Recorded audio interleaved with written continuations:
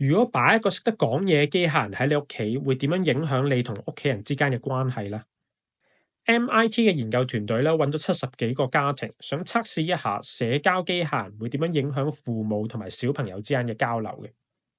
個研究咧為期1至2個月，期間咧參加嘅家庭需要喺屋企進行一啲伴讀環節嗰時咧，俾個機械人去參加。當中測試嘅機械人咧有3種，第一種咧唔會出聲，淨係識得聽人類咧講啲乜嘅啫。第二種識得講嘢，但由頭到尾咧只會以同一個模式咧參與對話。而第3種咧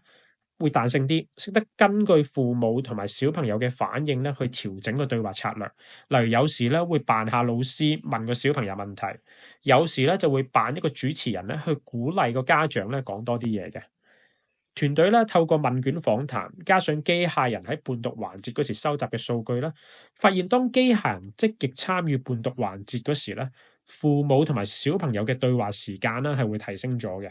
尤其係父母咧會用更加多嘅時間咧同個小朋友咧去傾偈。